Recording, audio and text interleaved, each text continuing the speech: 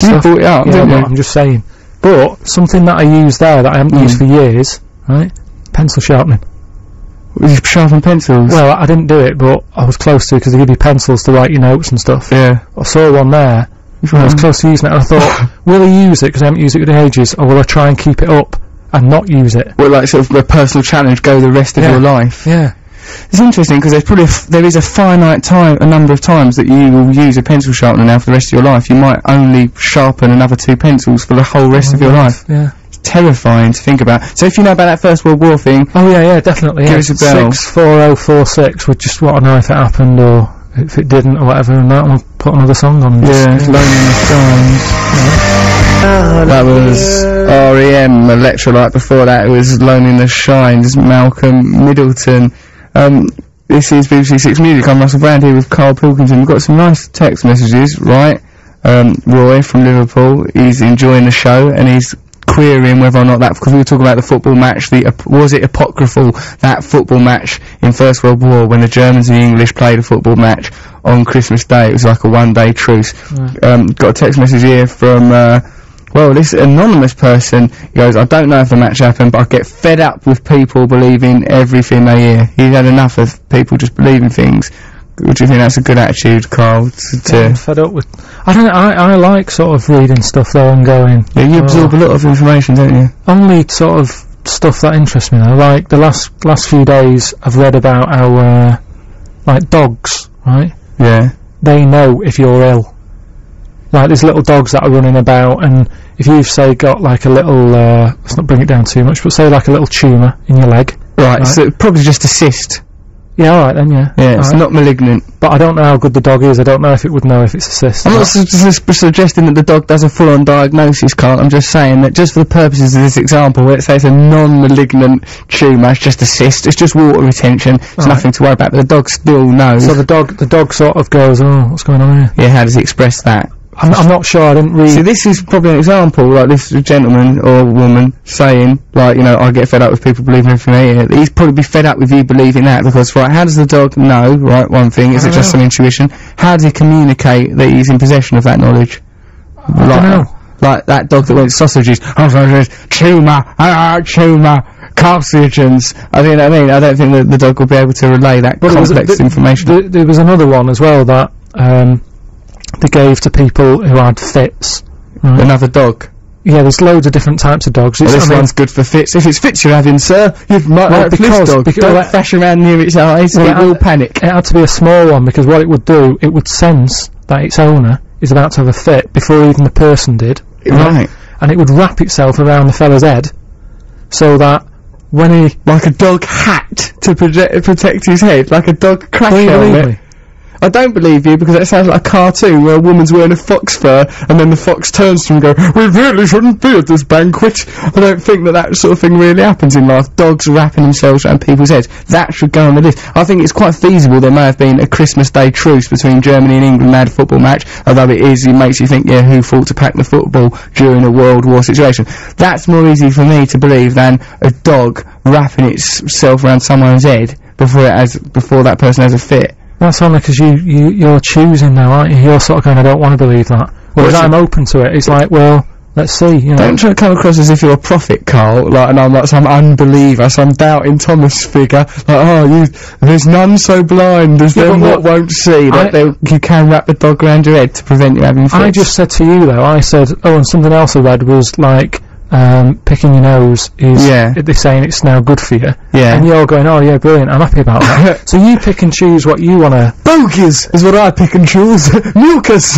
Yeah, but no, there's at least some logic to that, like, you know, it's the if you pick your nose, it's good for you, because you told me this, because it's cleaning out impurities, right? So there's a logic to that. It's feasible, isn't it? It's not such a leap as believing that canines will wrap themselves around someone's head out of just because their prescient dog reckons that the person's going to have a fit.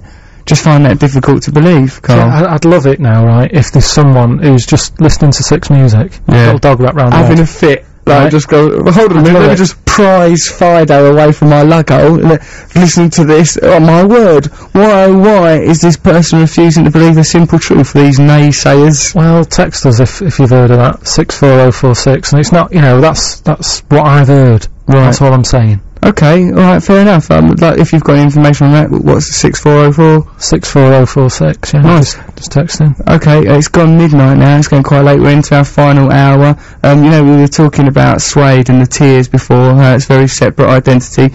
Nathan from London says, it looks like Tears have all but split up already, cancelled gigs and talk of discontent by Brett and Byrne. What kind of relationship are those two men in? Why can't they hold it together? What is it? It's like they're bound together by some sort of creative, shared ideal, but it's just some people don't try hard enough, do they? It's like relationships now. Weddings don't last long and that, do they? People get married and they can't hack it. I reckon that Brett and Bernard should get some sort of dog, perhaps just a corgi or something, and when it senses they're going to have a little row, it just wraps itself very quickly around Bernard's head and sort of grabs Brett by the ghoulies. That was XTC, The Disappointed.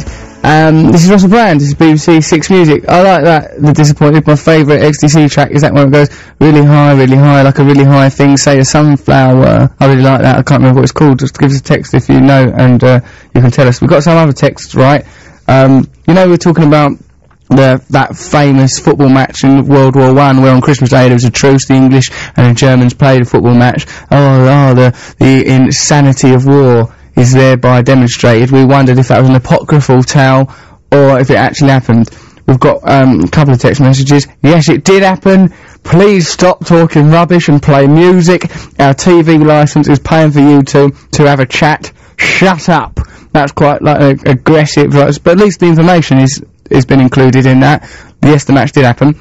Sorry about that, but we're not actually being paid very much for this, so don't feel begrudged. And also, like, I've got a TV licence as well, so in a way it's like a vortex of endless mirrors pointing at each other. Right, and there's another text message here. It says, according to the last Tommies on BBC One the other week, where WW1 soldiers related tales of war, it did happen. That's from Roger in Blackpool. So, alright, on the balance of this evidence, that did happen, that football match, Carl. So, there you are. So whatever you heard, people saying that it didn't happen, that's just people just trying to ruin your appreciation, because that's like, it demonstrates the beauty of human nature, doesn't it? Even during this war, all this senseless killing, millions of young men sent to their death, human spirit conquered that just for a couple of hours. They played football. Must have been a strange match, though, I'm thinking. Yeah. I heard something else about war and that, right? Yeah.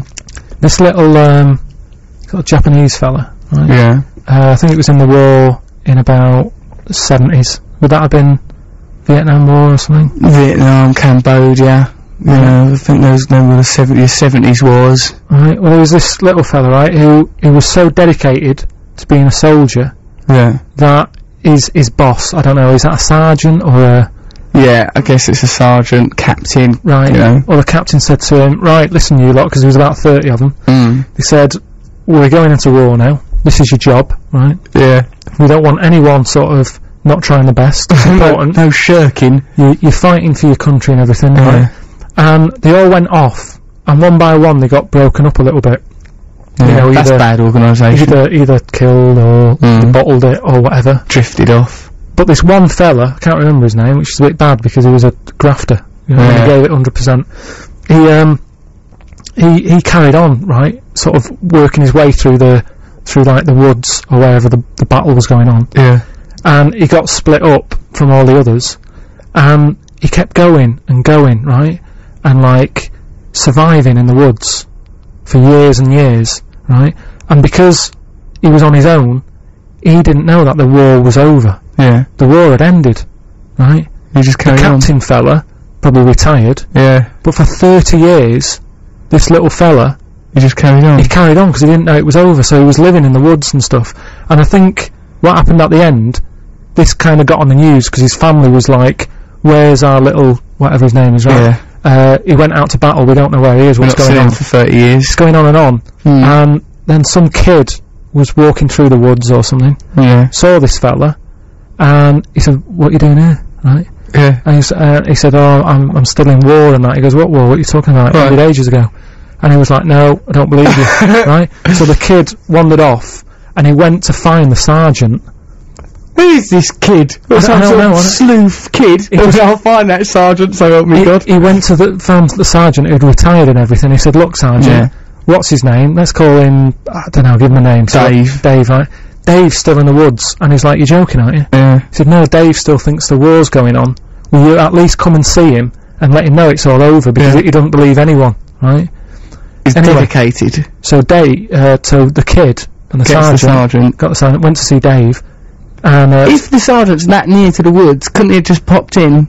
He didn't know. He was just oblivious. Dave, he was just on the periphery thought Dave had died or whatever, given up, ran off. He didn't know, and they gave him a load of money and that. I said, look, we owe you back pay. Right. Gave him like 30 years pay or something. So he'd been fighting this war. What kind of contribution was Dave making to this war if he can be in the woods 30 years? He's not seeing anybody, he's not shooting anyone, there's no war happening. What did he think military life was about? Just being in the woods? Sounds like an Enid Blyton story. He's just a man in the woods. That's where all the stuff goes on though, doesn't it? It's sort of... Well, yeah, but there's got to be some sort of conflict, some sort of combat, isn't it? I mean, well, not really, no. We've just been talking about a load of army people playing football, so... Well, so he could have just been there doing keepy-ups for 30 years alone.